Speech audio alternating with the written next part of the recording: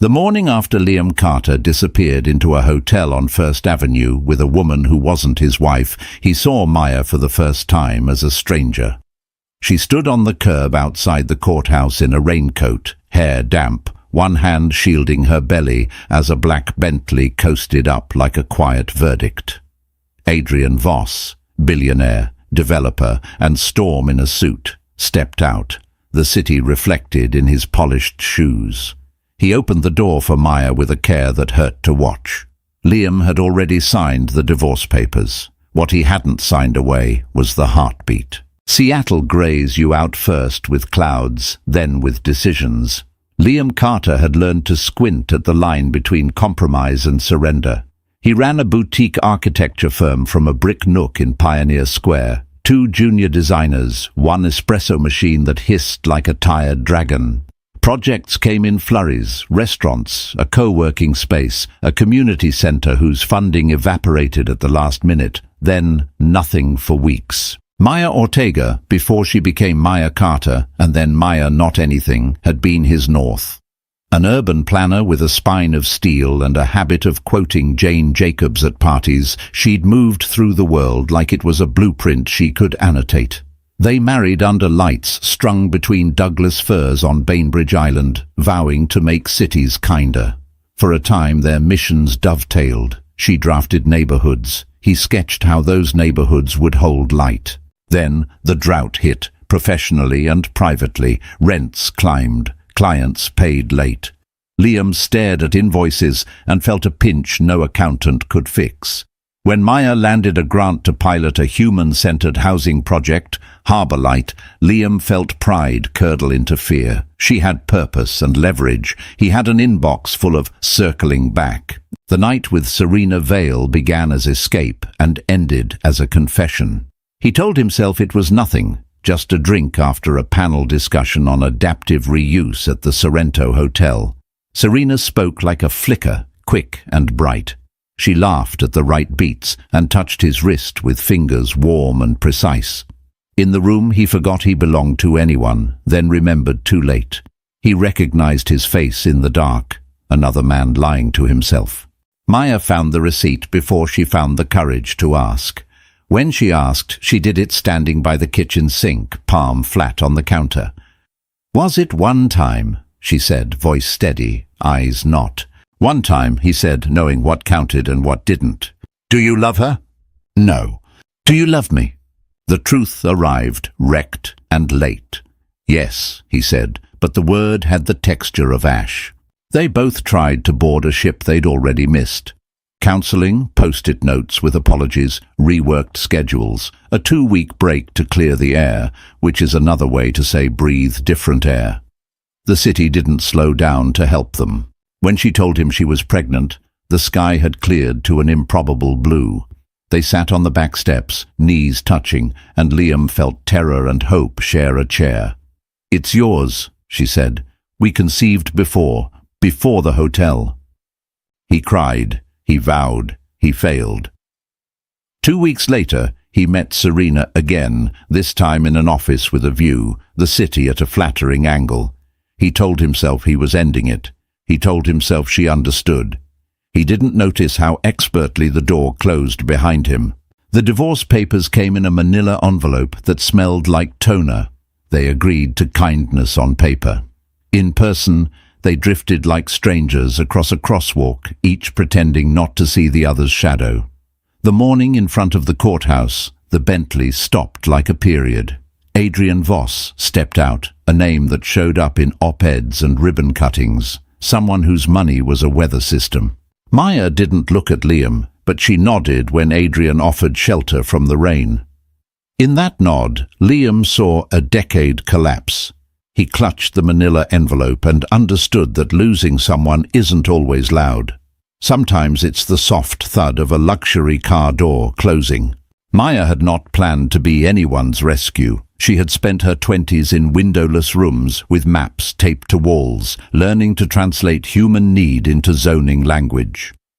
She believed in a city that could hold contradictions, a coffee shop next to a shelter, a park shared by a billionaire's dog and a 4th grader's kite.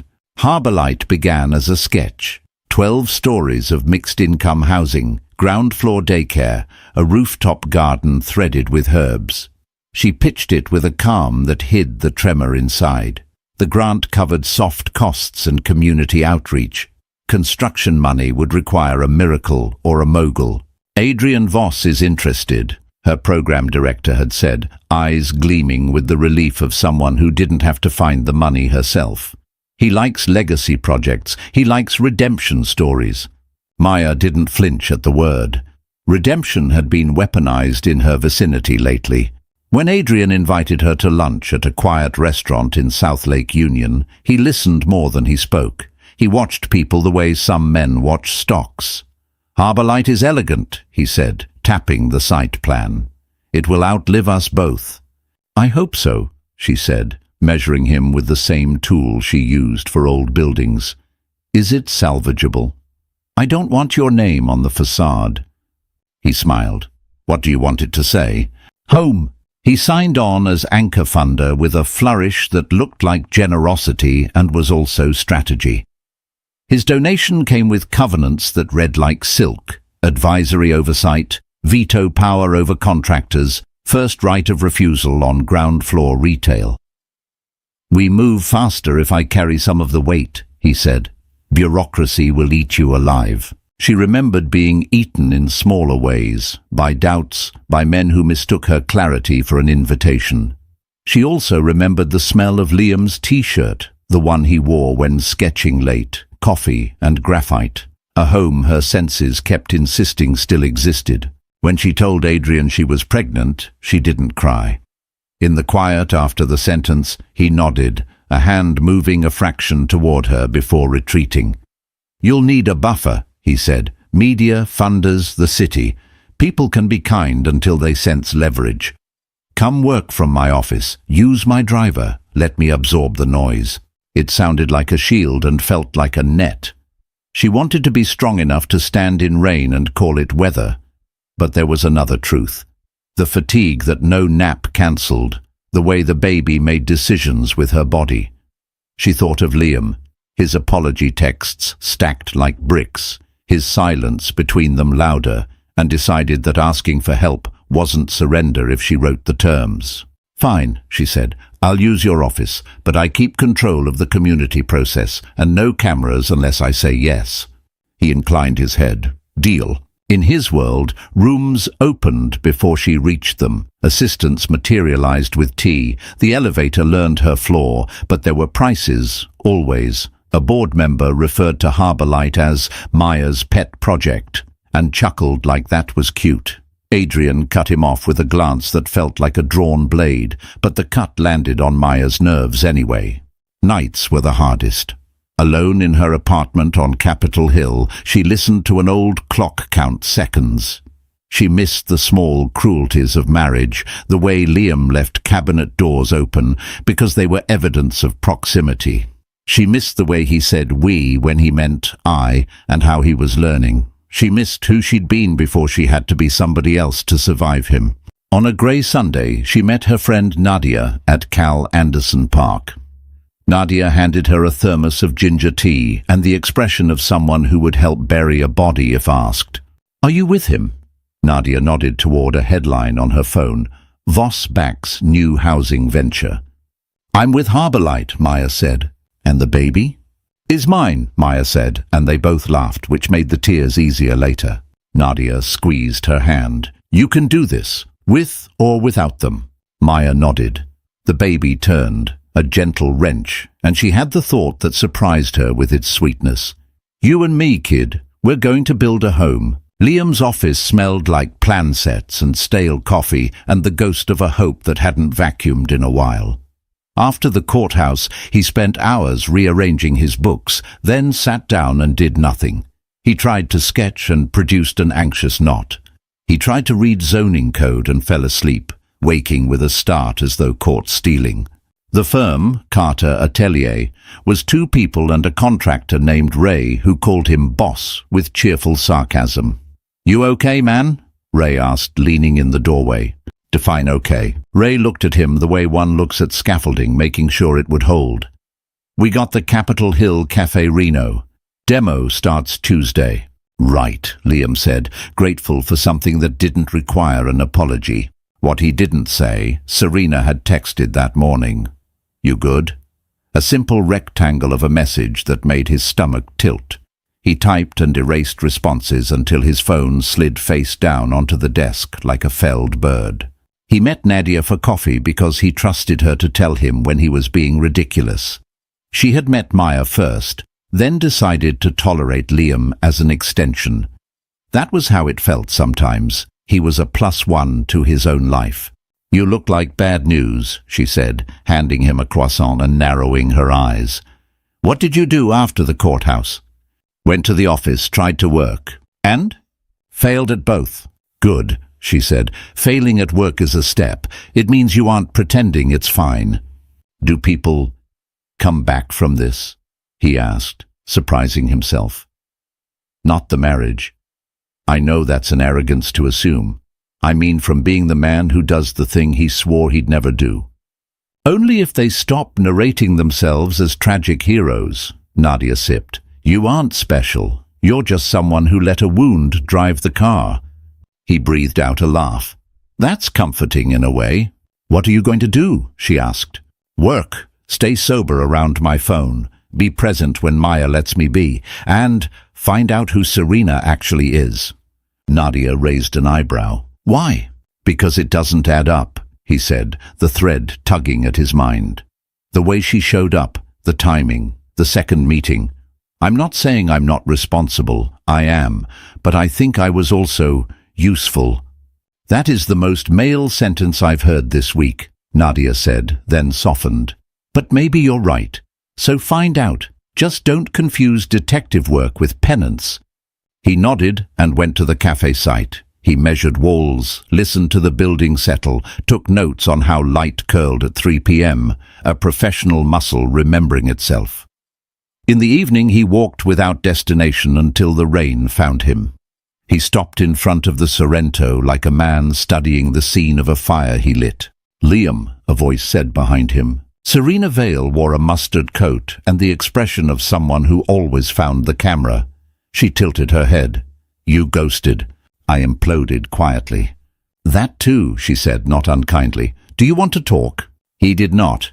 He also did. They sat in the lounge. He wrapped his hands around a club soda like it might confess. Who sent you? He asked finally. Her smile cracked, which made her more beautiful and less dangerous. What makes you think I was sent? The coincidence has bruises. She looked at her glass, then at him. I work for a firm that arranges outcomes. Sometimes that means pairing donors with causes. Sometimes it means pairing inconvenient men with distractions. He swallowed. Who hired you? I can't say. Can't or won't? Both, she said, and he saw abruptly a person trying to keep her job and her soul. But I can say this. You were already falling. I was a well-timed gust. Rage and relief performed a clumsy dance in his chest. He chose neither. Maya is pregnant, he said, because he needed Serena to know what story she'd touched. Serena flinched. Liam, I didn't know, I swear. He believed her. He also hated that any of it required belief. If you remember anything that helps me protect her, about who wanted me out of her orbit, tell me. She nodded. I'll try. She scribbled a number on a coaster. That's my personal cell. If you call my work line, you'll get nothing but good morning. Outside, the rain had moderated to a fine insistence. Liam tucked the coaster in his pocket and thought of lines on a plan, load-bearing, non-load-bearing, and how he had mistaken one for the other. He went home to an apartment that echoed, then wrote Maya an email he didn't send. I am learning the shape of my absence. Serena Vale's childhood taught her to read rooms faster than books. A mother who disappeared and returned with stories like Loose Buttons, a series of apartments that measured time in landlord footsteps. She learned that people who wanted something told prettier lies than people who wanted nothing. By 24, she was making a career out of deciphering desire. Her firm called it strategic influence. Clients called it discretion. She called it rent. When she was assigned Carter, She read his file like a script. Small firm, big ideals. Married to a woman on the cusp of a significant civic win. Targets vulnerabilities in bold. Cash flow anxiety. Masculine pride in recession. A history of quiet self-erasure disguised as creative sacrifice. The client, shielded. Payment routed through a donor-advised fund. Deliverables, compromising appearance. Plausible rumor. Delay emotional bandwidth. She told herself she was providing a nudge, not a shove. Then she met Liam. He looked at her the way honest men look at light, grateful and wary. She had not planned on liking him. That complicated the angles. After the Sorrento, she went home and sat on her clean couch and stared at the window. The city outside did its tremor and glow. She had texted her handler, mission accomplished.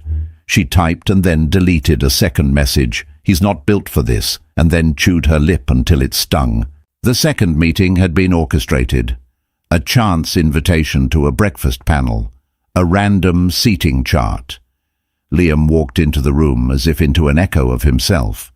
She watched the struggle in his shoulders and something in her unspooled. When he left the lounge after their talk, she dialed her handler. "I'm out," she said. "You don't get to be out," the voice replied, a calm polished by office air.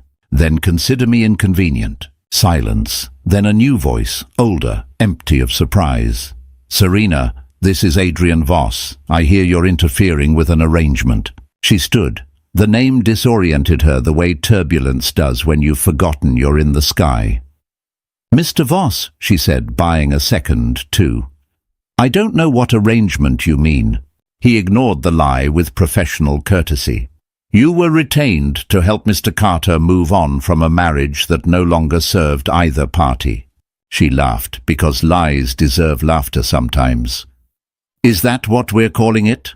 "It's what it was," he said, almost gentle. "You know the line between fate and intervention is mostly narrative. Tell the pregnant woman that."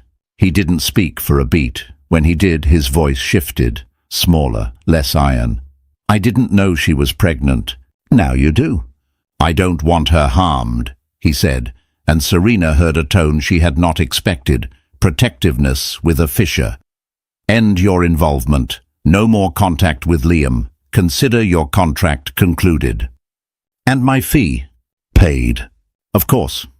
She hung up and stared at her ceiling until the bumpiness in her chest settled. She began to keep a separate folder.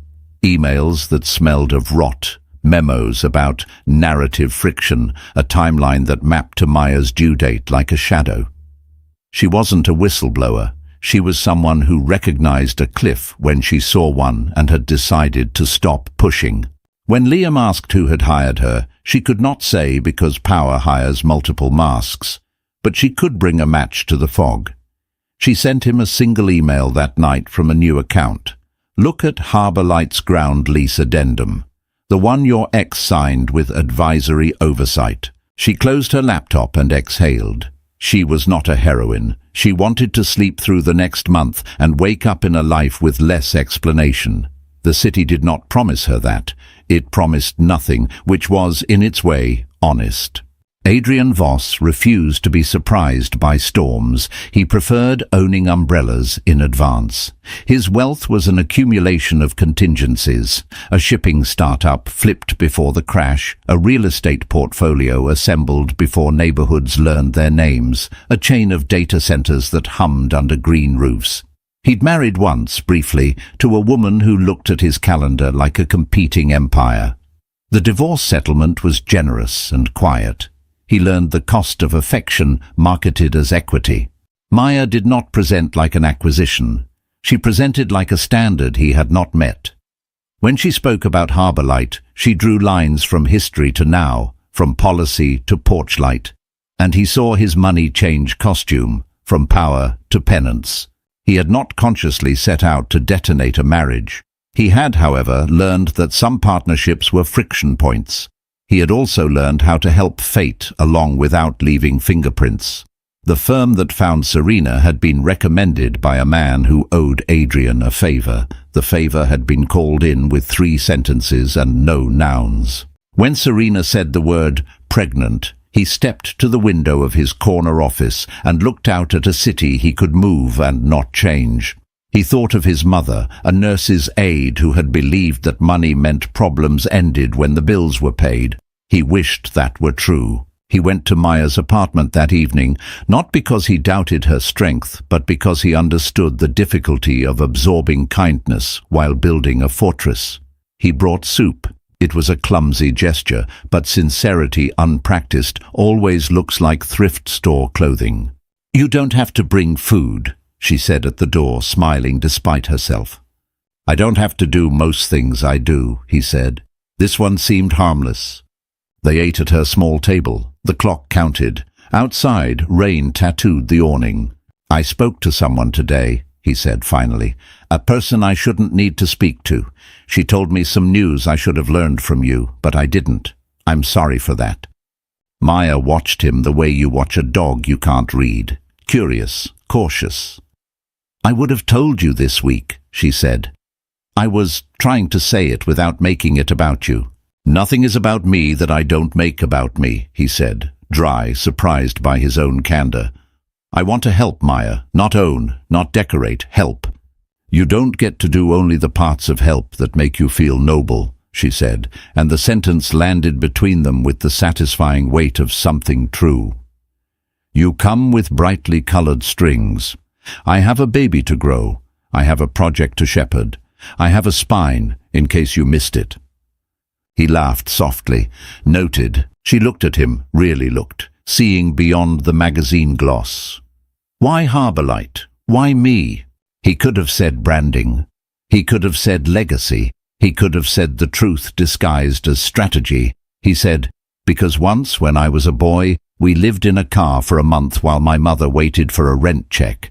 Because a woman with a clipboard told us we were lucky to get a motel voucher. Because I think about that word every time I enter a building under my name. I am tired of building towers that look at the water and pretend they're kinder than they are." Maya's face softened. "Thank you for not lying."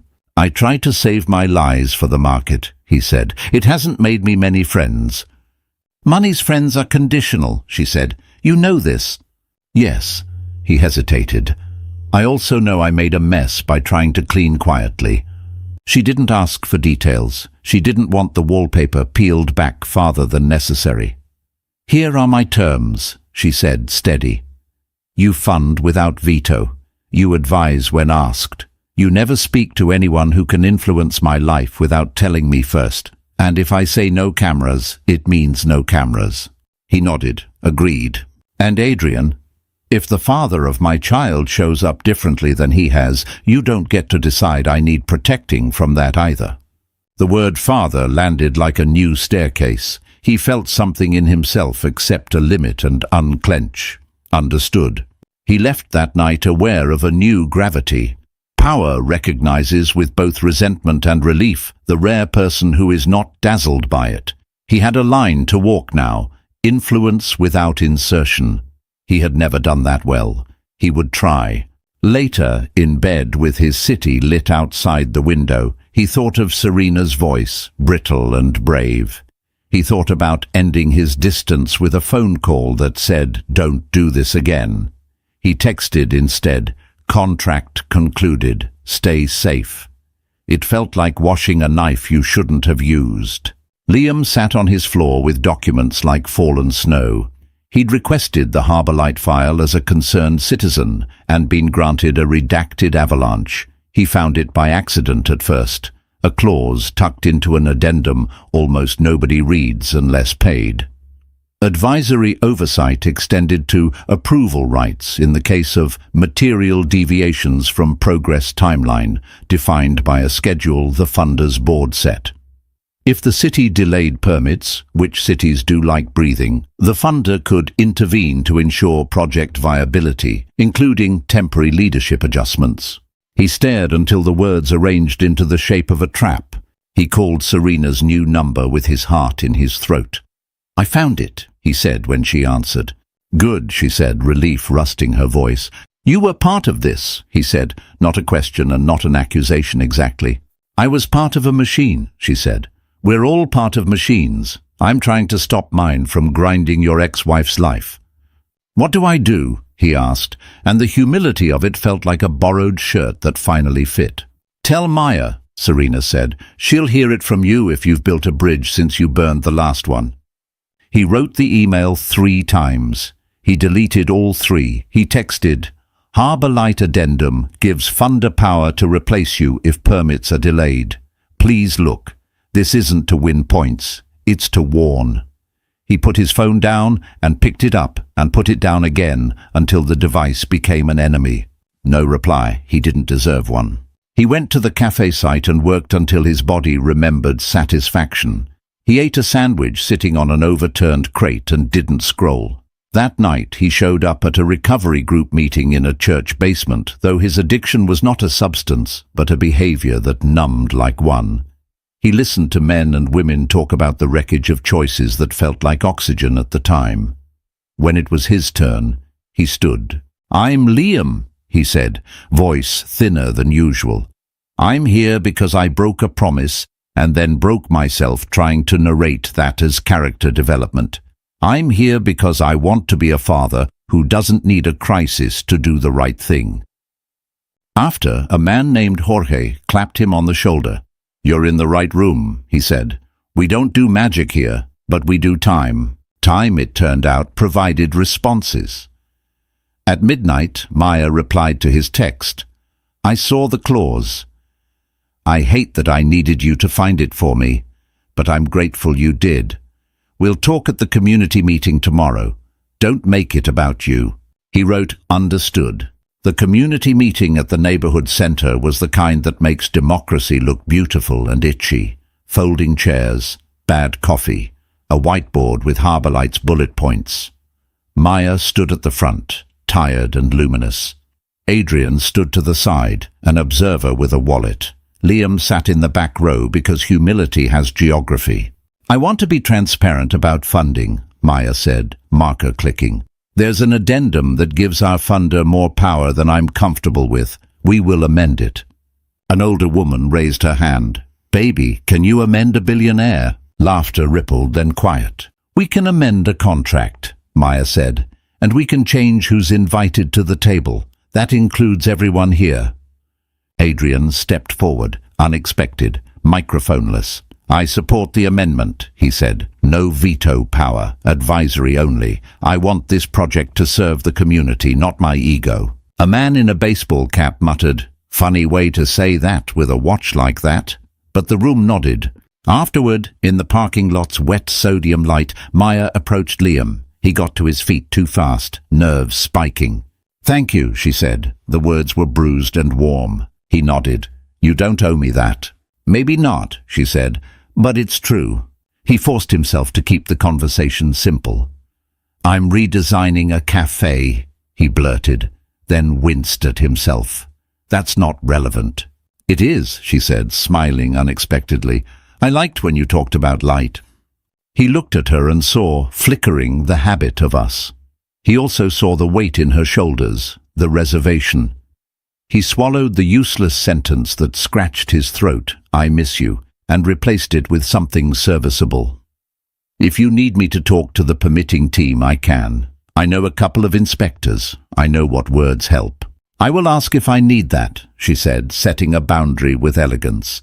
"And Liam, the baby's heartbeat is strong." His eyes burned. He nodded. "Good." A car door clicked. Adrian's driver. The Bentley waited, black and inevitable. Maya touched Liam's arm, a gratitude that didn't promise anything, then crossed the lot toward the different weather of another man's resources. Liam watched her go and felt, for the first time since he'd broken his life, not only the hunger to have her back, but the hunger to become the kind of man who could be accounted for. The city council chamber smelled like polish and performance. Harbor Light's hearing had drawn a crowd. Activists with hand-painted signs, developers in suits the color of influence, neighbors with grievances folded into their coat pockets. Liam found a seat near the aisle.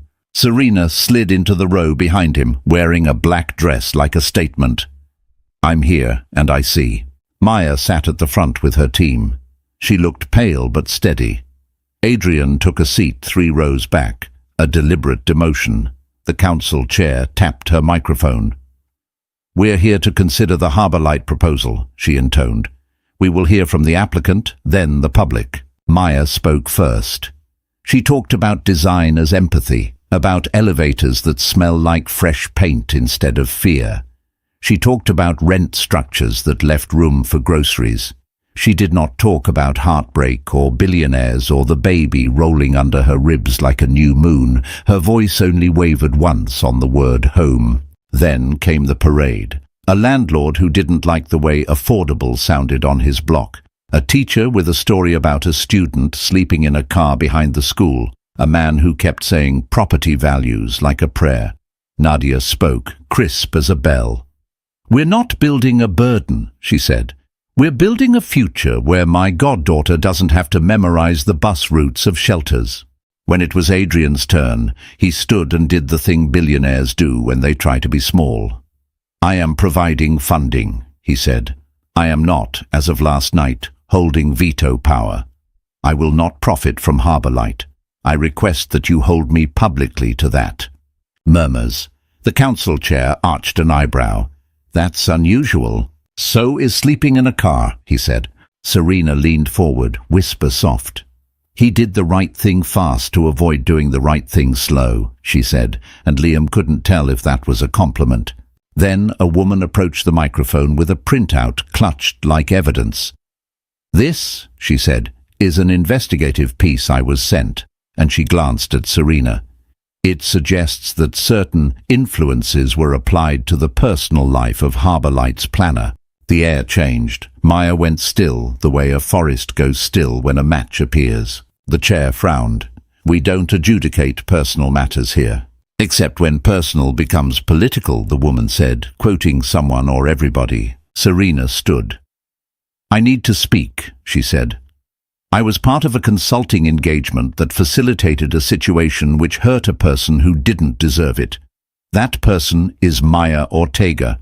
I cannot name my client. I can say that my actions were unethical, and I regret them."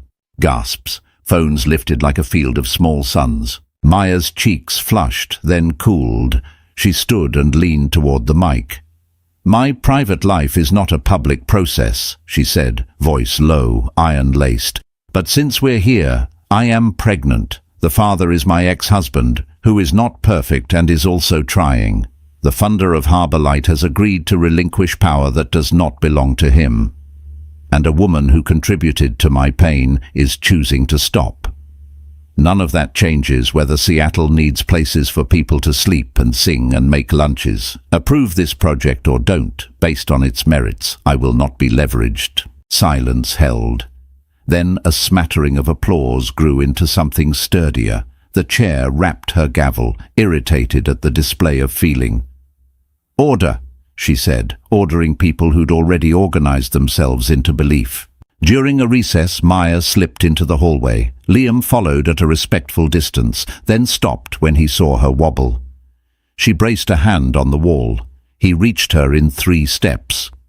"Sit," he said, guiding her to a bench. "I'm fine," she said, "not fine." "Breathe," he said, "in for 4, out for 6. She obeyed, because sometimes obedience is wisdom. Color returned to her mouth. She leaned back, eyes closed.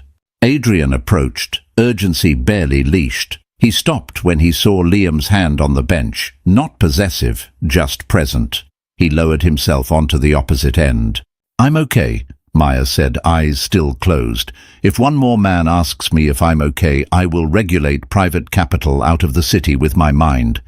They laughed, because the alternative for all 3 of them was worse. "Thank you," she said after a moment. She opened her eyes. "Both of you, and you," she added, looking at Serena, who hovered like an apology in heels. "Someday we can talk. Not today." Serena nodded, throat working. Back in the chamber, the vote landed like weather. 6-3 in favor. Conditions, amendments, oversight, yes. But the yes mattered. People hugged people they didn't know. A man cried into a mariner's cap. Maya stood very still, absorbing victory and exhaustion, then bent, a slow fold. Liam caught her before the floor did. The room shifted into motion. Paramedics spoke gently. "It's probably blood pressure," one said. "Happens." At the hospital, in a room that smelled like lemon and worry, they listened to a rapid, insistent thrum. The baby announced itself like drums in a parade. "Strong heartbeat," the nurse said. "Strong kid." Maya looked at Liam's face as he listened, hands shaking. He was grief and astonishment and something else. A man letting love be larger than shame. Adrian watched from the doorway, a hand braced on the jamb, eyes unreadable. He nodded once to Liam. Liam nodded back. It felt like a ceasefire negotiated by a third party, a small person with a fierce metronome. If Maya had believed that a heartbeat would solve the geometry, she would have forgotten her training. Cities don't simplify. They complicate and clarify by turns. The paternity test? That was data. It arrived on a Tuesday with the bluntness of a utility bill. Liam was the father. The paper didn't promise trust or marriage or a do-over. It promised a baby who would inherit their eyes and their mistakes and, if they did it right, their better choices. Liam wept when he read the results in his car. He texted Maya, "Thank you for letting me test. I don't take lightly what this means. I'm here, not only when it's beautiful." She replied, "You're welcome. Let's talk about a schedule after my next scan." He talked to a lawyer, Elena Chu, recommended by Nadia, who said the words parenting plan like a map she'd walked. "Don't fight for more than you can sustain," she said. "Don't promise more than you can deliver. Demonstrate. Don't declare." He nodded and made appointments with his therapist like laying bricks. He told his team at the atelier that he'd be taking afternoons for birthing classes and doctor visits. Ray clapped. "Boss is going to learn hospital corners," he said, and the office laughed, a sound that felt like air. Adrian called a press conference to say nothing substantive and everything important. Voss Properties relinquishes any veto power over Harbour Light and will support the project under the guidance of Ms. Ortega and the city. Reporters asked if he was running for office. He said, "That would require a tolerance for public affection I do not possess." He returned to his office and made calls that mattered more and drew headlines less. To supply chains, to contractors who cut corners when nobody watched, to an old friend with influence over permits whose integrity he respected enough not to pressure. Serena, meanwhile, told her firm to keep the last payment. "Consider it the price of sleeping," she said. She sent Maya a long email with no ask, only a record, how she'd been hired, when, by whom. The names were redacted by NDAs, but the footprints were large. "I won't publish," she wrote. "This isn't about spectacle, it's about balance." Maya replied with 2 words that have repaired more rooms than speeches: "Thank you." The next months braided ordinary life with high stakes. Maya's belly grew. Harbour Light's foundation poured. Liam installed shelving at the cafe and learned how to fold tiny onesies without crying. He attended a birth class in a room where everyone assumed he was still married, and he did not correct them because the correction would take an hour and a T-chart. On a Thursday, Maya invited both men to the site. The concrete cured under a sky that had finally learned blue again. She wore a hard hat that said Ortega in black letters like a declaration of jurisdiction. "We will need a permanent governance board," she said, "with residents on it. Adrian, you can have a seat if you want one, but not chair. Liam, you don't get a seat because I love you and will keep boundaries between home and work." Liam grinned. "That's fair." Adrian nodded. "I will fund an endowment for the board's operations," he said. "No strings, on record." Maya looked at him, measuring again. "Thank you." They stood and watched a crane move. The city hummed. People carrying groceries, arguing about parking, kissing by bus stops, living. Maya felt the baby roll and put a hand on her stomach, an unconscious benediction. "Name?" Liam asked. "For the baby." "I have 2 in mind," Maya said. "If it's a girl, Isabel. If it's a boy, Mateo, after my grandparents." "They built their own house," Liam said, remembering the story of boards and nails and neighbors who showed up. "Yes," she said, "it fell down once. They built it again." Serena texted a photo that afternoon of a storefront in the Central District. A sign in the window, Vale & Co., Community Advocacy, Crisis to Cause. She had taken her skill set and reframed it. The homepage said, "We tell true stories faster than lies." Underneath, sliding scale services, a link to donate, a link to volunteer. Maya forwarded the link to Nadia, who replied with a string of celebratory emojis and a single sentence. Sometimes the villain wrote her own exit. At night, when the city quieted to its secret volume, Maya sat by her window and allowed herself to imagine the postpartum hours, the ache and flood, the baby's serious face, the way love would rearrange her molecules. She also allowed space for sorrow, for the marriage that had become a ghost with good intentions. She honored both. It felt like worship and like accounting. Labor arrived the way storms do when you live near water, inevitable and a little theatrical. It was a Saturday in June. The sky was clean. Maya felt the first contraction in line at a farmer's market, holding plums. She texted Liam. "It's time." She texted Adrian. "The driver is not necessary." She texted Nadia. "Bring the overnight bag and don't let the internet find us." The hospital room had a window with a view of cranes and water. It felt right to bring a builder into a world of construction. Liam arrived breathless and calm. He had practiced his breathing in the car, counting lampposts. Nadia moved like she'd done this before, which she had, with her sister. Adrian waited in the family area with coffee and a book, and the expression of a man learning patience as a language. Maya labored for hours, a long swim to a shore she could not yet see. Pain dismantled her and rebuilt her as someone who could ferociously insist. Liam was astonishing in his willingness to be told exactly what to do, and to do only that. "Press here," she said. He pressed. "Don't talk." He didn't. "Tell me a story," she said, and he did, the one about a coffee shop corner where morning light made strangers look holy. When the baby finally slid into the world, she cried with outrage, and then with the relief of oxygen. "Isabel," Maya said, a name and a prayer. The nurse placed the small, damp human on her chest. Isabel blinked, confused and ancient. Liam cried in a way that rearranged his face. He looked at Maya with reverence and apology and awe, and for once he did not try to braid them into an argument. Later, when the room had settled, Adrian knocked and entered like a man entering a church. He brought flowers that did not smell like flowers. He looked at Isabel with a surprise he did not hide. "Hello," he said, the word new in his mouth. "You are very small." "Do you want to hold her?" Maya asked. He frowned, startled, then nodded. He washed his hands the way reporters always forget to describe, thoroughly, with attention. He sat, and Maya handed him Isabel.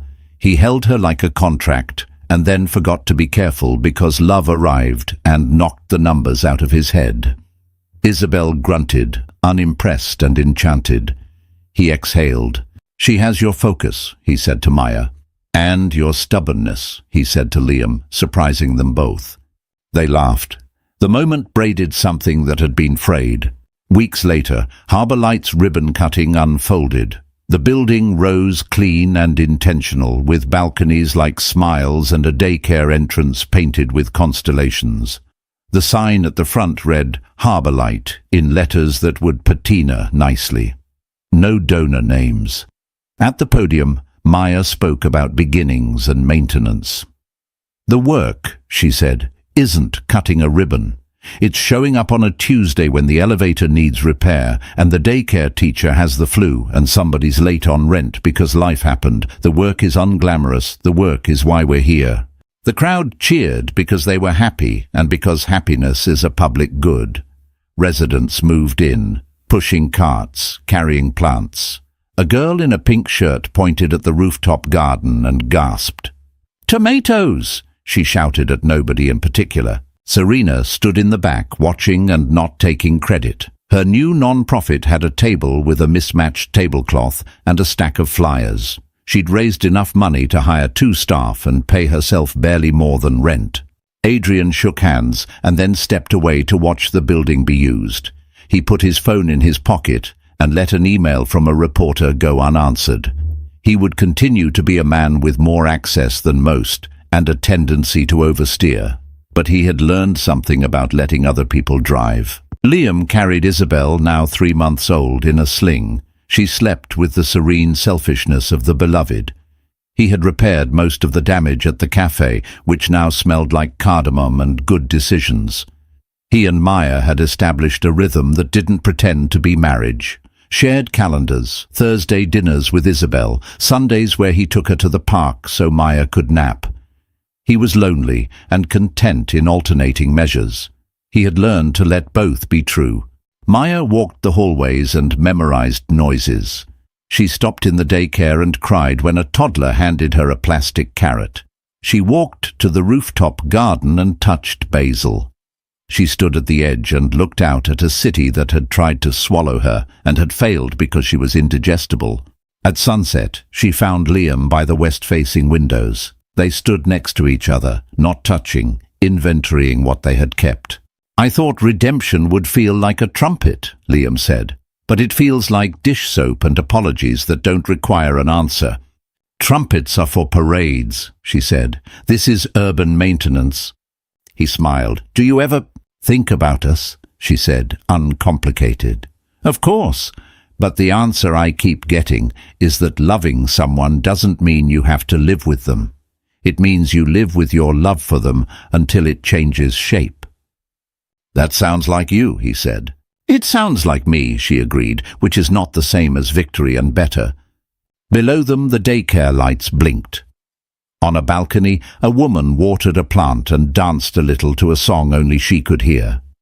The city exhaled. Harbour light glowed. Nadia appeared with paper cups of cola, the fancy kind. "To home," she said.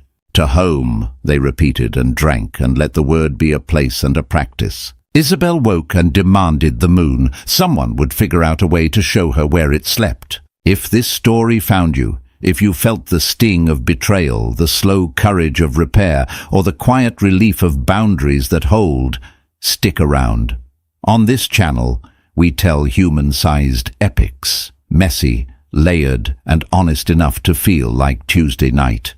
If Harbour Light made you believe a little more in second chances, hit the like button so others can find this story. Share it with someone rebuilding from the inside out. And if you want more cinematic tales about imperfect people choosing better, subscribe and ring the bell. New stories are on the way. In the comments, tell me the moment you'd frame on your wall, the council vote, the hospital heartbeat, the rooftop garden. I'll be reading and writing the next chapter with you. A perfectly planned life can be shattered in a single stolen moment. For Lady Annabel Cartwright, her wedding to the Duke of Northwood was more than a marriage. It was the culmination of a lifetime of duty, a masterpiece of social engineering she had orchestrated herself. Every ribbon was chosen, every guest list vetted, every detail polished to a blinding sheen. She was the architect of her own gilded cage, and she was proud of it. But what happens when the architect discovers a fatal flaw in her own design, a flaw she finds in a secluded garden in the arms of her own cousin? The scent of lemon polish and beeswax hung heavy in the morning room of Cartwright House, a familiar aroma that Lady Annabel Cartwright associated with order and control. Before her, spread across a magnificent mahogany desk, lay the intricate tapestry of her own future seating charts, sketched on vellum calligraphed menus from a prestigious Bond Street caterer, and swatches of ivory silk that promised a wedding gown of sublime elegance. For the past 6 months, Annabel had marshalled the formidable forces of London society to orchestrate her marriage to Duke Sterling, the 8th Duke of Northwood. It was to be the event of the season, a union not merely of 2 people, but of 2 ancient families, a merger of wealth and title that would be spoken of for decades. And she, Annabel, was its chief architect. The florists from Covent Garden have confirmed the delivery of the Dutch roses for Wednesday morning. My lady, her secretary, A prim woman named Miss Albright reported her pen poised over a ledger, and the Dowager Duchess has sent a note expressing her approval of the string quartet. She did, however, suggest replacing the Schubert with a bit more Vivaldi. Annabel tapped a perfectly manicured finger on the desk. A reasonable suggestion. Vivaldi is far more celebratory. Make the change and send a reply to the Dowager Duchess, thanking her for her invaluable insight. She scanned the guest list again, a sea of names that represented the pinnacle of the English aristocracy. Every placement was a strategic move, every pairing a delicate balance of power and appeasement.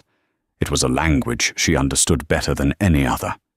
This wedding was her magnum opus, the ultimate proof of her worthiness, not just as a bride, but as a woman of substance and impeccable management.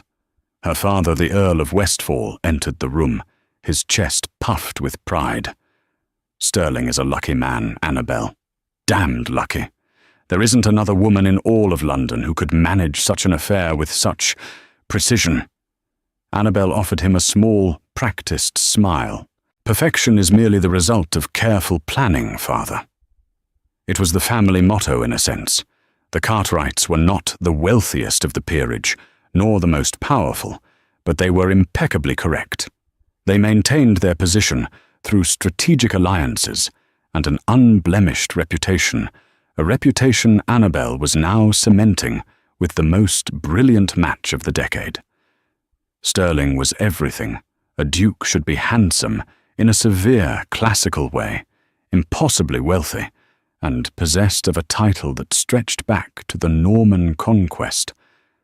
Their courtship had been a model of propriety, polite conversations in chaperoned drawing rooms, shared boxes at the opera, and a single chaste kiss upon the announcement of their engagement. Annabel told herself that the deep, soul-stirring love she read about in novels was a flight of fancy and indulgence for lesser women. Respect, duty, and partnership, those were the foundations of a lasting marriage.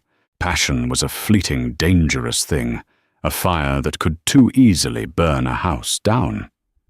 Her placid certainty was interrupted by the arrival of her cousin, Beatrice Thorne. Beatrice swept into the room like a gust of country air, her cheeks flushed, and her blonde hair slightly askew. She was all wide-eyed innocence and breathless admiration, a stark contrast to Annabel's cool composure. "Oh, Annie, it's all so magnificent," Beatrice exclaimed, her eyes darting from the charts to the fabric swatches. "You are truly a marvel. I don't know how you do it. When I marry my poor country doctor, I shall be lucky to have daisies in a jam jar." Annabel felt a familiar, faint stirring of pity mixed with irritation. Beatrice was the daughter of her mother's less fortunate sister. After the death of her parents, the Cartwrights had taken her in a constant reminder of their own good fortune. Annabel had always tried to be kind, but she found Beatrice's effusive sweetness cloying her proclaimed simplicity a little too well rehearsed. "You've arrived just in time," Beatrice Annabel said, her tone even. "I need a final opinion on the ribbon for the wedding favours. The silver grey or the dove grey?" "Oh, the dove grey without a doubt," Beatrice chirped, holding it up to the light. "It's so much softer, more romantic, like a promise whispered at dawn." Annabel suppressed a sigh. She had already decided on the silver grey for its sophisticated contrast with the embossed stationery. An interesting perspective. "Thank you." Over the next few weeks, Beatrice made herself indispensable. She ran errands, soothed the nerves of the dressmaker, and charmed Annabel's mother with endless cups of tea and compliments. Most notably, she developed a rapport with Duke Sterling. When he called at Cartwright House, Beatrice was always there offering him a witty anecdote or a sympathetic ear when he spoke of the burdens of his title. "Your cousin is a delightful girl," Annabel Sterling remarked one afternoon, as they sat in the drawing-room, Beatrice having just departed, to fetch him a specific blend of tea he favoured. So unassuming, a refreshing change from the usual society debutantes. Beatrice has had a different upbringing, Annabel replied, a strange tightness in her chest. Indeed. It has served her well. He turned his cool blue eyes on Annabel, and for a moment the mask of the perfect Duke slipped. There was a flicker of something she couldn't name, boredom, perhaps, or impatience. You seem tense, my dear. Do try to enjoy the process. After all, you've planned it to perfection. His words were meant as a compliment, but they landed like a stone. He saw her as the manager of the event, the CEO of their marriage. He admired her efficiency, her control. But did he see her, the woman beneath the lists and the ledgers? The thought was disloyal, and she pushed it away. This was the life she had chosen, the life she had built. There was no room for doubt. Later that week, while attending a soirée at the home of Viscount Pemberley, Annabel overheard two older ladies gossiping behind a potted palm.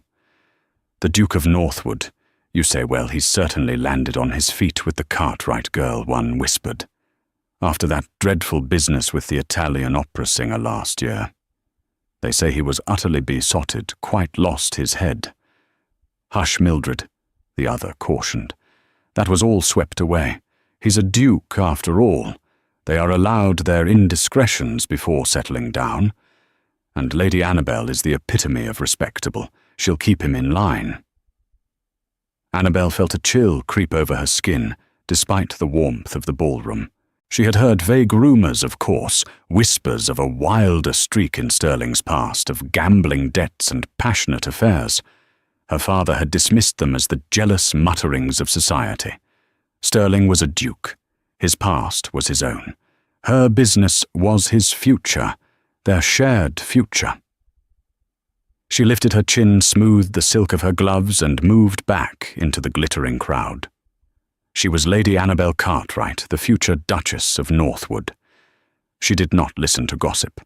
Her foundation was built on fact, on duty, on a perfectly executed plan. It was unshakable. The final fortnight before the wedding was to be spent at Northwood Manor, the Duke's sprawling ancestral estate in the heart of the countryside. It was a magnificent beast of a house, a Tudor heart with Georgian wings and Victorian embellishments, a testament to centuries of accumulated wealth and power. It was here that the grand reception would be held, and Annabel had arrived a week ahead of the guests to ensure every last detail met her exacting standards. The house was a hive of activity servants, polishing silver that hadn't been used in a generation, upholsterers from London, putting the final touches on the ballroom draperies, and an army of gardeners working to bring the vast grounds to a state of sublime perfection. It was in the gardens that she first met him. Annabel had been inspecting the south lawn, frowning at a bed of irises that seemed slightly less vibrant than the samples she had approved when a man rose from behind a boxwood hedge. He was not in livery. He wore sturdy boots, tan breeches, and a linen shirt with the sleeves rolled up to his elbows, revealing strong, sun-bronzed forearms. His hair was a dark, unruly brown, and his eyes a startling shade of green, like moss after a rain held a direct and intelligent gaze. "Can I help you, my lady?" he asked. His voice was calm and deep, lacking the deferential tone she was accustomed to from staff. "I am Lady Annabel Cartwright," she stated, her tone crisp, "and you are Julian Croft." He wiped a smudge of dirt from his hand onto his trousers before gesturing to the grounds around them. "His Grace hired me to oversee the final preparations of the gardens, the landscape architect." Annabel's eyes narrowed slightly. She had approved the hiring of a Mr. Croft from a prestigious London firm, but she had pictured someone older, more formal. This man looked more like a poet or an adventurer than a designer of ducal gardens. The irises are not the shade I specified, she said, getting straight to the point. He walked over to the flower bed and examined a bloom, his touch surprisingly gentle. No, they're not, he agreed easily. This is Blue Rhythm. You requested Royal Standard. A simple error in the nursery's delivery. I've already arranged for the correct ones to be planted by morning. He looked back at her, a faint, amused smile playing on his lips. Your eye for detail is quite remarkable, my lady.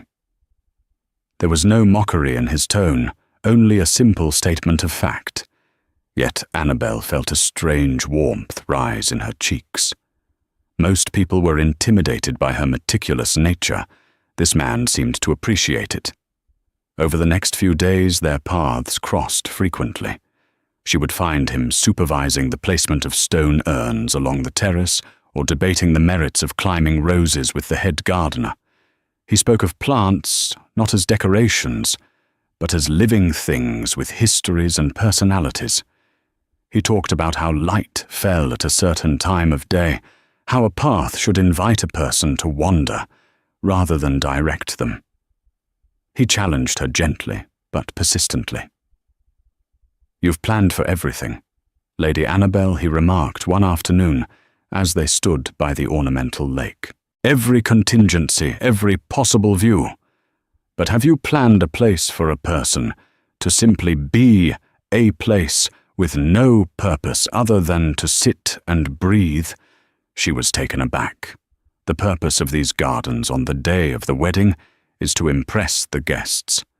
And what is their purpose the day after he counted his green eyes, searching her face? A garden should be a sanctuary, not just a stage. His words unsettled her. He saw beyond the event, beyond the performance. He saw the day after, a concept Annabel had deliberately avoided contemplating. Her focus had been solely on the wedding day, the pinnacle of her achievement. The life that followed was a vague, abstract landscape of duties and responsibilities. Julian Croft spoke of living, not just performing. Sterling, meanwhile, was an infrequent presence at Northwood.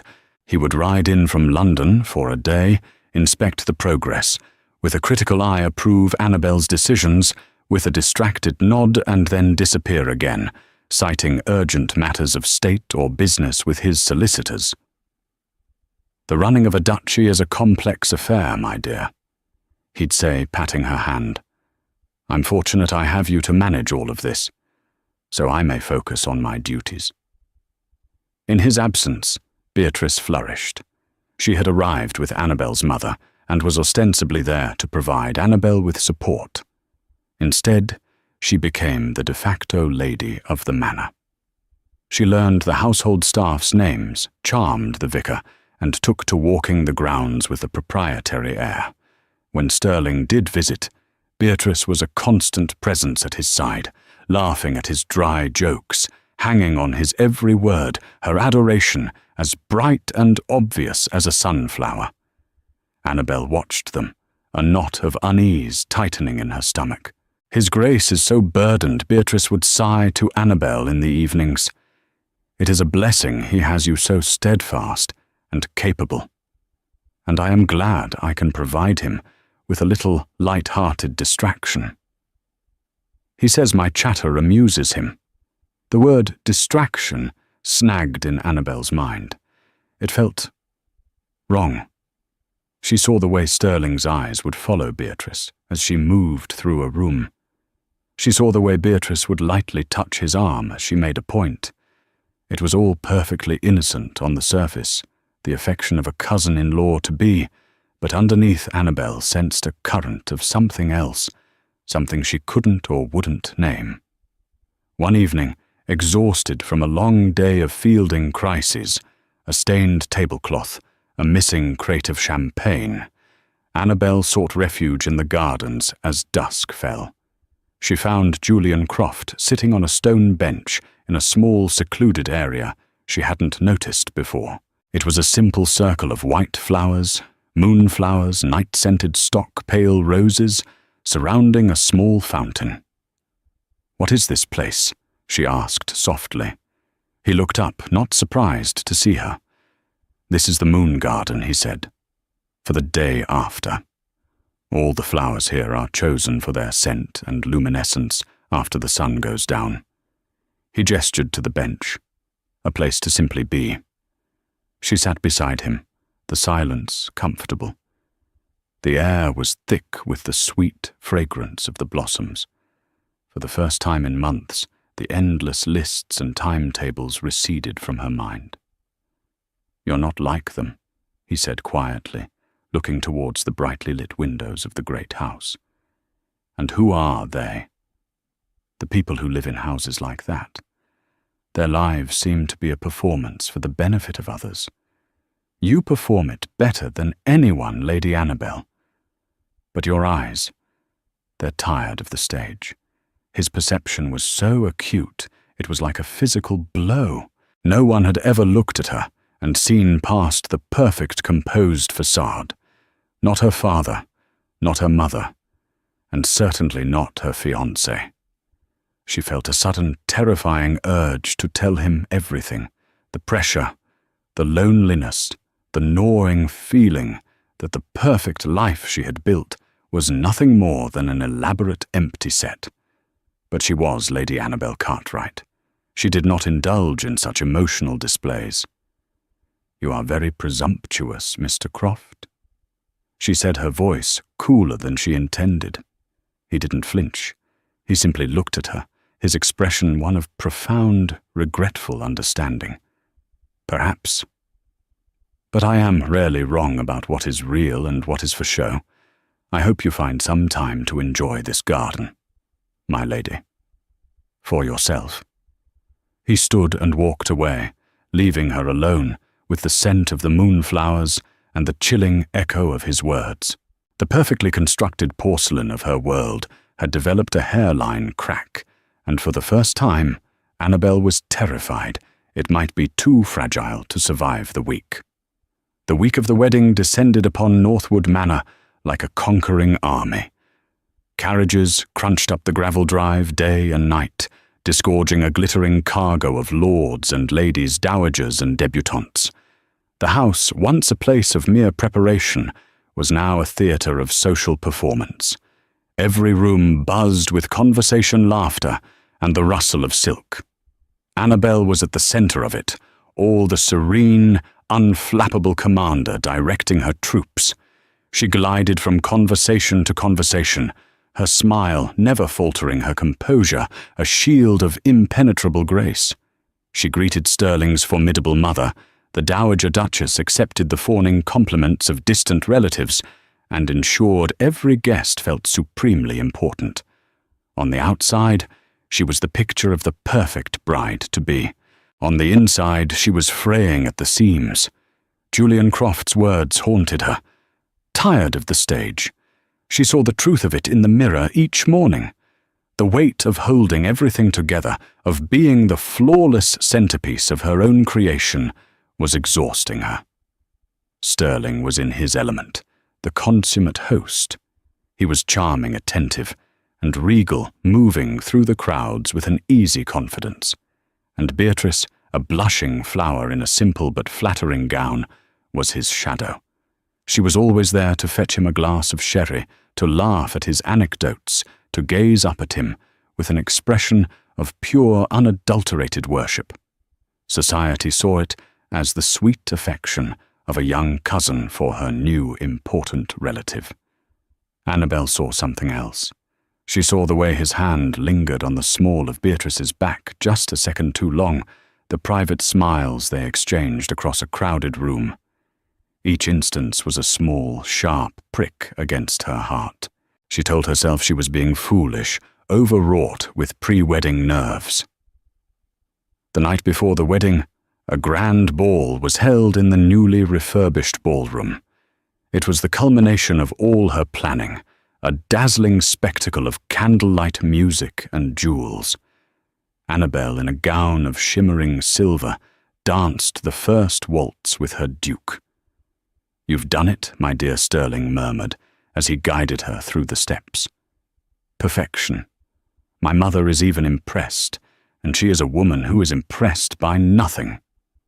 Annabel looked up at his handsome face, searching for something more, for a glimmer of warmth or genuine affection. She found only a cool satisfaction, the look of a man pleased with a sound investment. "I am glad it meets with your approval." "Your Grace?" she replied, her voice sounding hollow, even to her own ears. Later in the evening, feeling suffocated by the heat of the ballroom and the endless pleasantries, Annabel slipped away. She needed a moment of quiet, a breath of fresh air. She avoided the main terrace, which was thronged with guests, and instead made her way through a side door that led to the gardens. The cool night air was a balm on her heated skin. Drawn by an instinct she didn't understand, she found herself walking towards the secluded moon garden Julian had built. As she neared the entrance, hidden by a tall yew hedge, she heard the low murmur of voices. She paused, not wanting to intrude on another couple's private moment. A woman's soft laugh, light and familiar, drifted on the air. It was Beatrice. "Oh, you mustn't." Beatrice's voice purred a playful, practiced coyness in her tone that Annabel had never heard before. "What would my dear cousin say?" Then a man's voice, low and unmistakable. Sterling's. "My dear cousin is busy admiring her handiwork. She prefers seating charts to sentiment.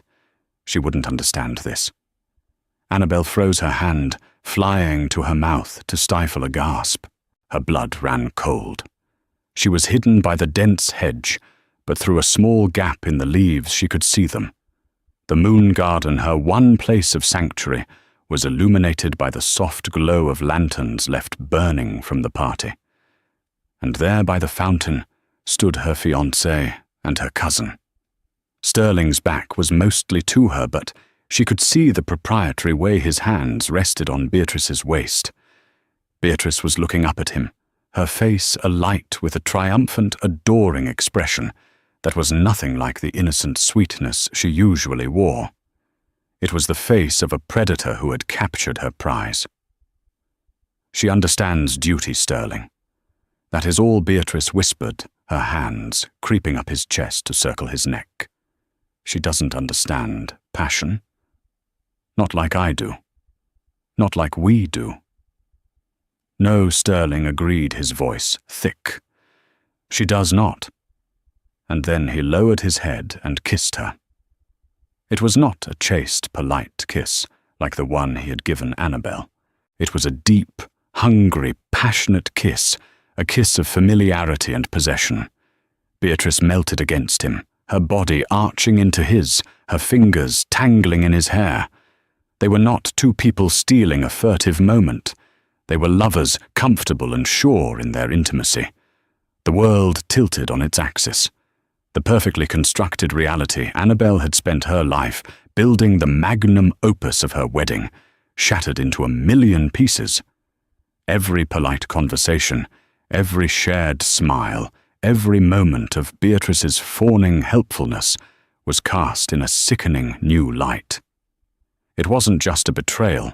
It was a conspiracy, a long and calculated deception, in which she had been the primary oblivious fool. The sound of the string quartet drifted from the ballroom, playing a cheerful Vivaldi piece, the very piece the Dowager Duchess had suggested.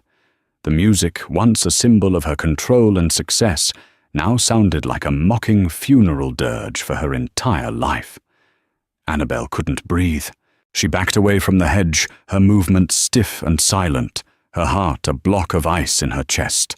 She turned and fled, running blindly back into the shadows of the great house, away from the devastating truth, illuminated by the cold, indifferent light of the moon. Annabel did not return to the ball. She navigated the service corridors of the manor, her silver gown a ghostly shimmer in the dim light, until she reached the sanctuary of her rooms. Her lady's maid Sarah was asleep in a chair by the fire. Annabel sank onto the chaise longue, her body trembling, her mind a maelstrom of shock and white-hot fury. The image of the kiss was seared onto the inside of her eyelids, a repeating tableau of her humiliation. She waited. She didn't know how long an hour, perhaps 2. The distant music from the ballroom finally ceased, replaced by the sounds of departing carriages and muffled goodnights. Then she heard light footsteps in the corridor. The door to her suite opened, and Beatrice entered, humming softly. She stopped short when she saw Annabel sitting there, fully dressed, her face pale and set like a marble statue. "Annie, you gave me a fright," Beatrice said, her voice bright and false. "I was so worried. You disappeared from the ball. Are you unwell?" Annabel rose slowly from the chaise. "Where were you, Beatrice?" she asked, her voice dangerously quiet. Beatrice's eyes flickered for a fraction of a second. "Why, I was with the other guests, seeing to Lady Danbury, who was feeling faint. You know how she is after 2 glasses of champagne." The lie was so effortless, so practiced. The sweet, innocent cousin was a phantom. The woman standing before her was a stranger, a skilled actress. "Do not lie to me," Annabel said, each word sharp and cold. "I saw you, in the moon garden. I saw you with Sterling." Beatrice's mask of concern dissolved. Her face hardened, the soft lines tightening into something shrewd and bitter. A slow, cruel smile touched her lips. "Did you now? I did wonder if you had it in you to venture off your perfect, pre-approved path." The transformation was so complete, so shocking that Annabel recoiled. How could you in my home, in his home, the night before my wedding? You are my blood, my family. "Family," Beatrice laughed, a harsh, ugly sound. "Family is you getting a duke, while I am destined for a country doctor and a life of rural obscurity. Family is you in silk gowns while I wear your cast-offs. Family is you being Lady Annabel Cartwright, the perfect daughter, while I was the poor, pathetic orphan you all took in out of pity. Don't you dare speak to me of family." The venom in her words was staggering. This was not a momentary lapse in judgment. This was a deep, festering resentment that had been hidden for years behind a facade of sweetness. "He is my fiancée, Annabel," whispered the words, tasting like ash. "And he is my love." Beatrice shot back, her eyes blazing. "Do you have any idea what it's like to love a man like him? To connect with his soul?" "Of course you don't. You connected with his title. You planned your wedding like a military campaign. You don't love him, Annabel. You acquired him." She took a step closer, her voice dropping to a conspiratorial whisper. "He loves me. He finds you cold, controlling, and utterly passionless. His words, not mine. He is marrying you for your connections and your unimpeachable reputation, the 2 things I, the poor orphan, could never provide him. He needs a perfect duchess, and you are certainly that. But he desires a woman." Every word was a poisoned dart finding its mark. Annabel felt the last of her composure crumble. This was her cousin, the girl she had shared secrets with as a child, and you were happy to let this charade continue. To stand by and watch me marry a man who despises me, who loves you. It was our only choice, Beatrice said with a shrug, the picture of callous pragmatism. He must do his duty. But once you are his duchess, safely installed and producing an heir, you will be busy with your charities and your dinner parties. You won't even notice when he seeks out a little warmth, a little real affection. Our arrangement will be quite civilized.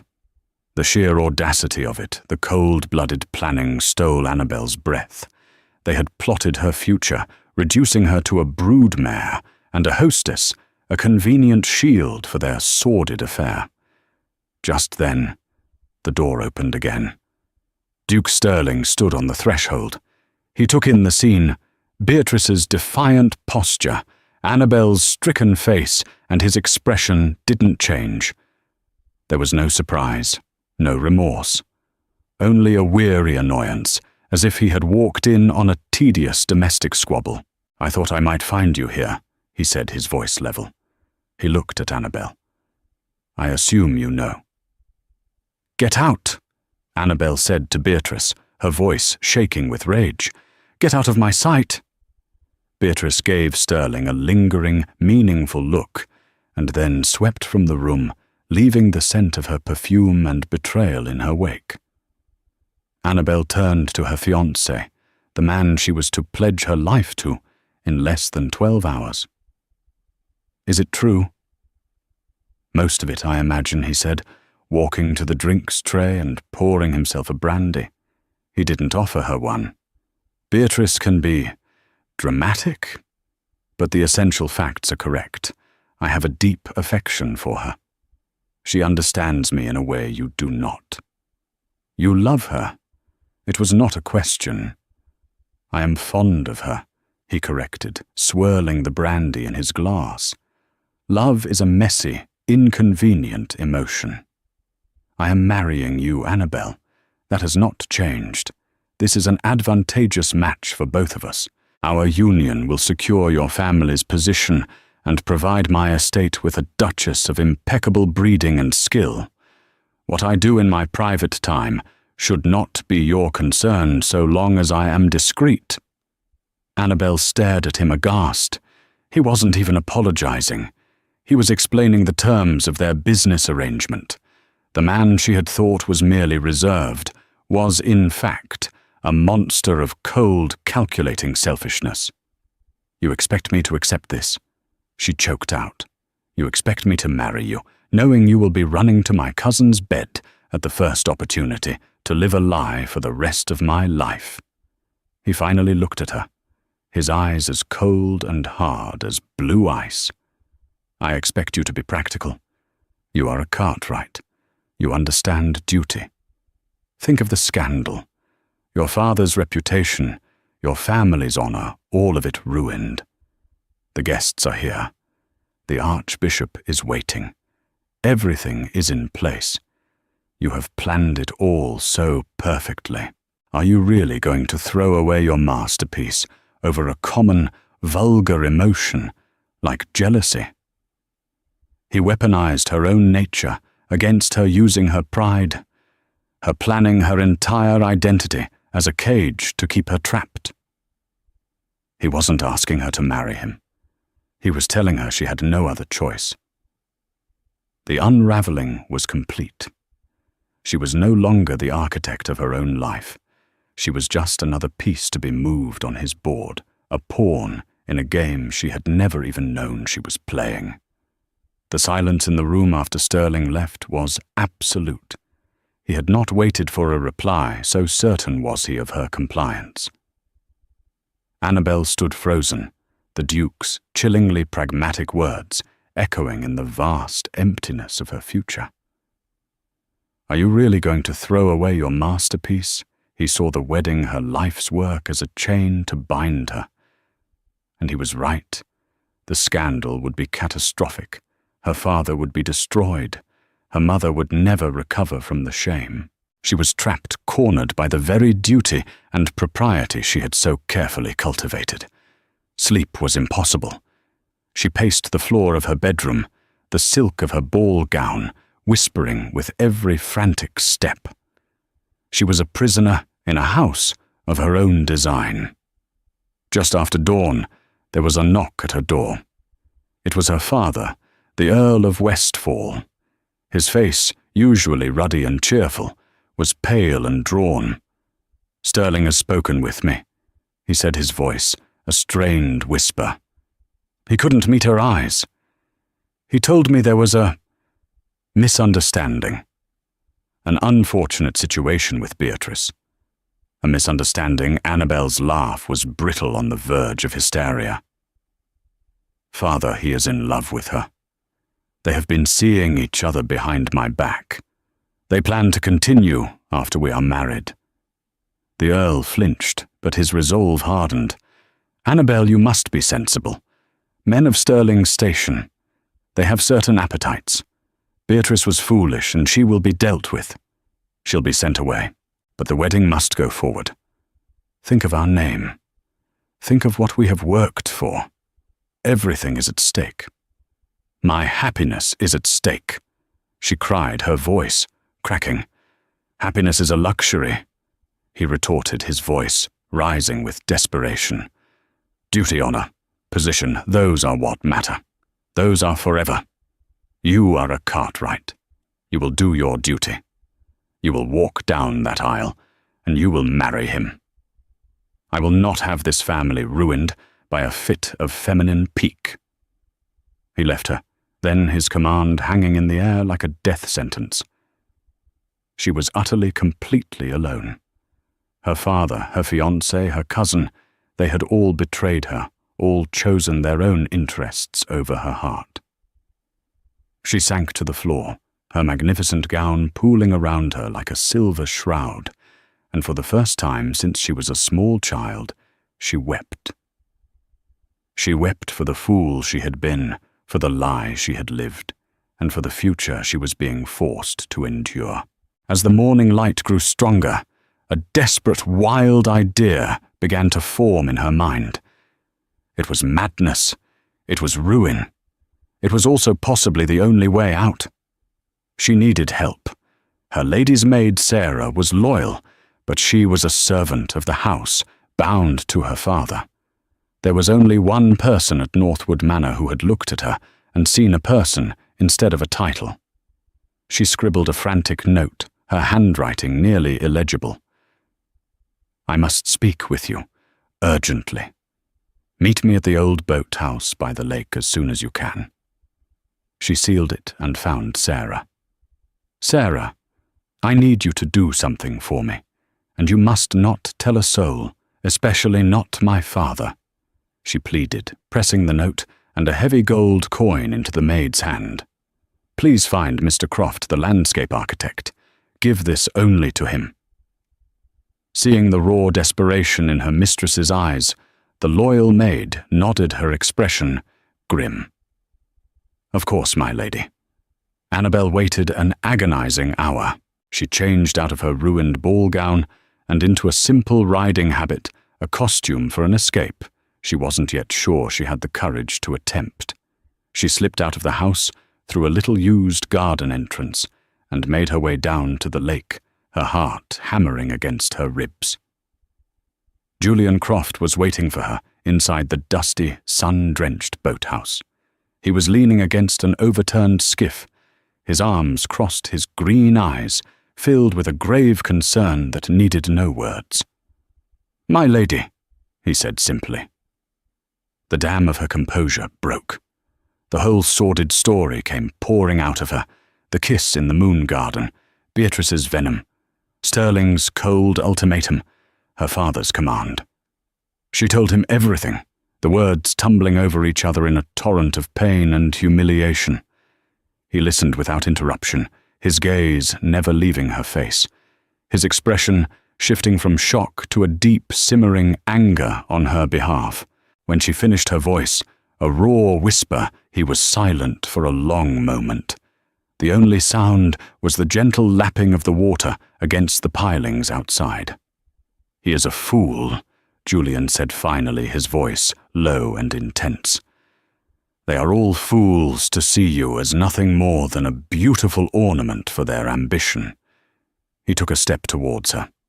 "When I first met you, Lady Annabel, I saw the perfect Duchess-in-waiting. But then I saw more. I saw a brilliant mind, a passionate heart, caged and stifled by duty. I saw a woman who deserved to be cherished for who she is not, for the name she carries or the connections she brings." He reached out and gently brushed a stray tear from her cheek with his thumb. His touch was electric, a jolt of warmth and life against her cold skin. "You don't have to marry him," he said, his voice a powerful current of certainty in her sea of doubt. "You don't have to do your duty. Your first duty is to yourself." "But what can I do?" she asked, her voice breaking. Where can I go? My father will disown me. I will be a pariah. I will have nothing.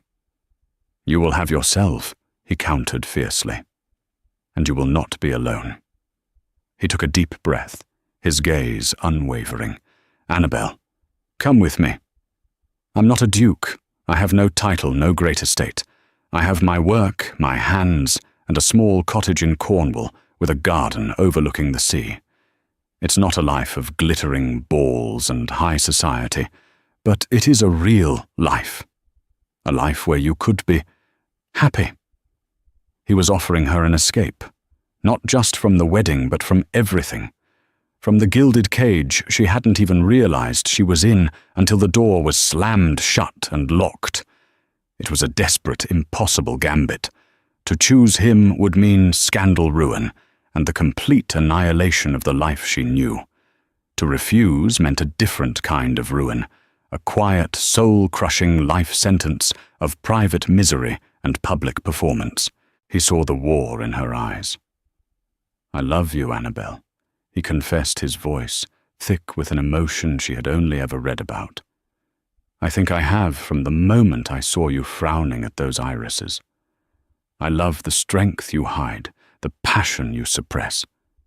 Let me help you set it free. His words, his offer, his love, it was a lifeline thrown to a drowning woman. She looked from his earnest, hopeful face to the towering facade of Northwood Manor, in the distance, the place where her perfectly planned future had become a prison. For the first time, she had a choice, not between two shades of grey ribbon, but between a beautiful decorated death and a terrifying, uncertain, but vibrant life. The morning of the wedding dawned grey and oppressive, the sky a heavy blanket of unwept tears. Inside Northwood Manor, however, the mood was one of frantic, festive energy. The air was thick with the scent of lilies and beeswax, a smell that now made Annabel feel physically ill. She moved through the preparations in a daze, a beautiful automaton being dressed and decorated for sacrifice. Sarah, her maid, worked in silence, her movements gentle, her eyes full of a secret understanding. Beatrice was nowhere to be seen. Her father had been true to his word on that small matter, at least. She had been sent away in disgrace, before sunrise, a minor character excised from the final act. Annabel stood before the long mirror in her bridal suite, staring at the stranger who looked back at her. The ivory silk gown, a masterpiece of design she had obsessed over for months, now felt like a straitjacket. The priceless veil, a family heirloom, felt as heavy as a shroud. Pearls were woven into her hair, cold and smooth against her scalp. She was the perfect bride. A perfect hollow shell. Her father entered the room, magnificent in his formal attire. He looked at her, and for a moment, a flicker of fatherly love crossed his face, but it was quickly replaced by a stern sense of purpose. "It is time," he said, his voice gruff. He held out his arm. "Remember who you are, Annabel. Remember your duty." She placed her hand on his arm. His grip was like iron, a manacle holding her to her fate. The walk from her room, down the grand staircase, and out to the waiting carriage was a blur of smiling, congratulatory faces. She saw none of them. Her mind was a battlefield. Julian's offer warred with a lifetime of conditioning, a cottage in Cornwall, a real life. "I love you." Against it her father's words, duty, honor, position, ruin. The short carriage ride to the ancient parish church on the edge of the estate was silent. The church was packed. Every pew was filled with the most powerful and influential people in England. As the organ swelled to life, the great oak doors swung open. All heads turned. A collective gasp of admiration rippled through the congregation. Annabel saw them, all the expectant faces, the jewels, the assessing eyes of the ton, and felt nothing but a profound, soul-deep weariness. Her father's grip tightened on her arm. "Courage," he hissed, and then they began the long, slow walk down the aisle. Her gaze was fixed forward on the altar at the far end of the church. Sterling was waiting there, resplendent in his ducal finery. He looked impossibly handsome, a marble god of the aristocracy. When he turned to look at her, his lips curved into a small, proprietary smile. It was a smile of victory. He had won. He had her. She was the final perfect acquisition for his collection. As she drew closer, her eyes scanned the crowd. She sought the faces of her mother, of the Dowager Duchess, of the people who were complicit in this gilded lie. Then her gaze drifted to the back of the church, near the heavy doors. And she saw him. Julian was standing in the shadows, half hidden by a stone pillar. He was not dressed for a wedding. He wore simple dark traveling clothes. His face was tense, his green eyes burning with a desperate plea across the cavernous space. He gave a single, almost imperceptible nod. Outside, through the open doors, she could just make out the shape of a plain, unadorned carriage, its horses stamping impatiently. He was there. He had kept his promise. He was offering her one last chance. She reached the altar. Her father placed her hand in Sterling's. The Duke's fingers were cool and dry, his grip firm, possessive. Annabel turned to face the Archbishop, a man with a face like ancient parchment. The service began, the familiar hallowed words washing over her. To join together this man and this woman in holy matrimony. Annabel's mind was clear. The storm had passed. There was a strange, terrifying calm inside her. She thought of the moon garden, the stolen kiss, the cold calculation in Sterling's eyes. She thought of her father's desperation, of Beatrice's bitter jealousy. This was not a marriage. It was a business transaction, a prison sentence she had unknowingly built for herself. Then she thought of Julian, of his gentle hands, his perceptive eyes, and his simple, breathtaking offer of a real life. A garden overlooking the sea. The Archbishop's voice boomed through the silent church. Sterling William Devereux, Duke of Northwood, wilt thou have this woman to thy wedded wife, to live together after God's ordinance in the holy estate of matrimony? Wilt thou love her, comfort her honour, and keep her in sickness and in health, and forsaking all others, keep thee only unto her so long as ye both shall live? Sterling's voice was clear and strong, a ringing declaration of a vow he had no intention of keeping. I will. Then the Archbishop turned to her. His ancient eyes met hers. Annabel Catherine Cartwright, wilt thou have this man to thy wedded husband? Time slowed. Every eye in the church was on her. Her father's warning gaze, Sterling's confident smirk, and at the back of the church, Julian's terrified hope. This was the moment. The choice between the masterpiece of her past and the terrifying, unwritten canvas of her future. Forsaking all others, keep thee only unto him, so long as ye both shall live. She was supposed to say, I will. Two simple words that would seal her fate forever. She opened her mouth. She took a breath. And then she turned her head, breaking her gaze with the Archbishop, and looked directly at the Duke of Northwood. No, she said. Her voice was not a whisper. It was quiet, but it was perfectly clear, cutting through the sacred silence of the church like a shard of glass. No, I will not. A collective gasp swept through the church. Sterling's face for the first time registered shock, then a dark, murderous fury. Her father took a step towards her, his face purple with rage. Annabel did not wait for their reaction. She turned away from the altar, away from the man who would have been her husband, and away from the life that would have been her prison. She gathered the skirt of her ivory gown, and with a grace and composure that stunned the onlookers into silence, she began to walk back down the aisle. She ignored the frantic whispers, the shocked faces, the burgeoning chaos. Her eyes were fixed on the open doors at the end of the church, a rectangle of grey light that represented freedom. She walked towards Julian. The walk back down the aisle was the longest and shortest of Annabel's life. Each step was a deliberate act of rebellion, a severing of the ties that had bound her since birth. The shocked silence of the congregation quickly erupted into a cacophony of gasps and furious whispers. She heard her father bellow her name, a roar of pure rage and disbelief. She heard Sterling's voice, sharp and venomous, hiss, "What is the meaning of this?" But she did not turn back. As she reached the back of the church, Julian stepped out from behind the pillar. He didn't speak. He simply opened the heavy oak door wider and held out his hand. She took it without hesitation. His hand was warm and strong, the hand of a man who worked with the earth, and in his grip she felt an anchor in the storm of her own making. They stepped out into the grey day and hurried to the waiting carriage. Julian threw open the door, helped her inside, her voluminous silk skirts filling the small space, and jumped in after her, shouting to the driver, "Go now!"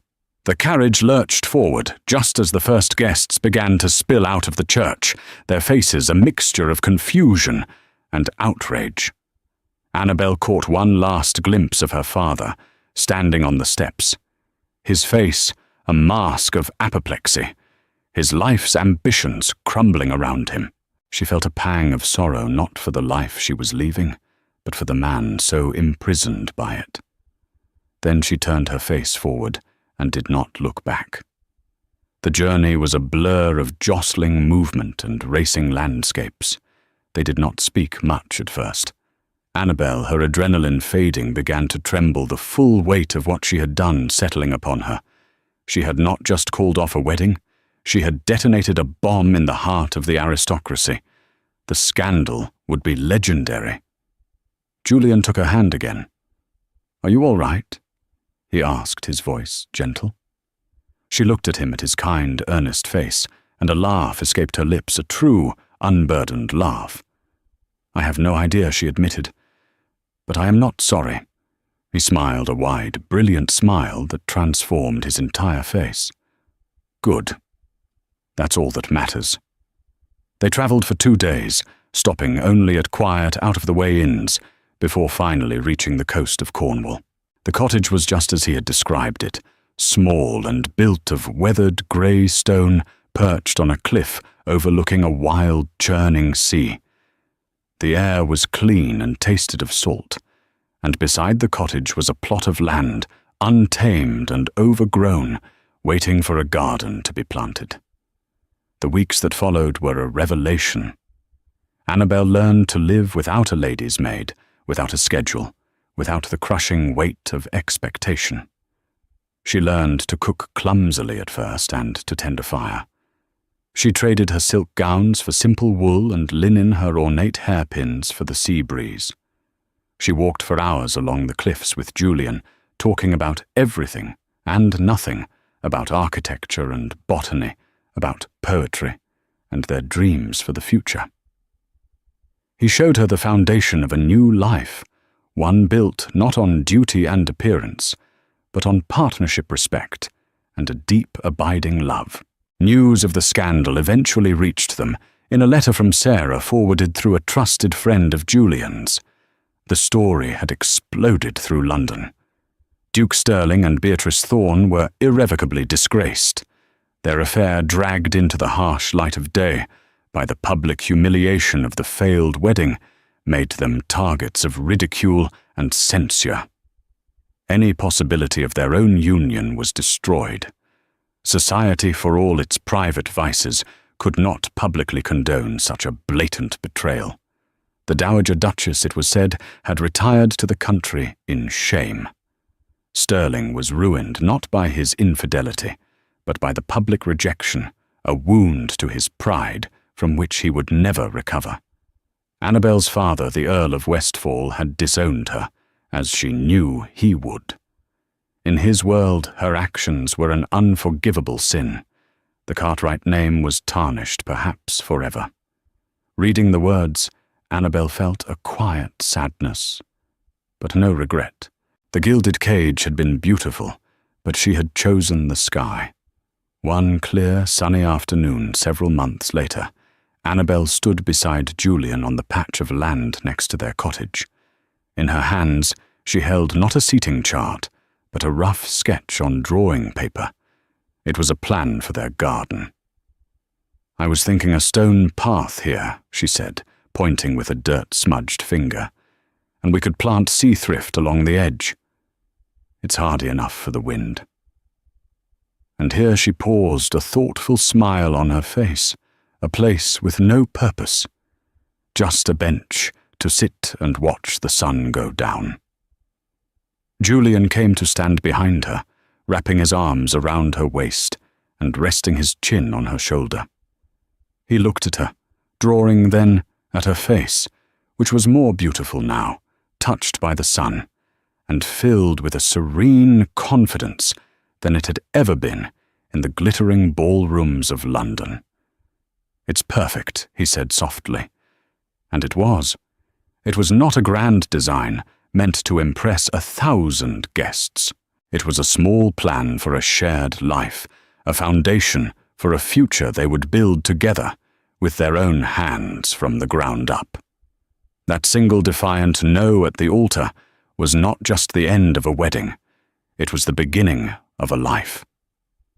Annabel traded a ducal coronet for a cottage by the sea, and in doing so, she found a love far more valuable than any title, and a freedom she never knew she craved.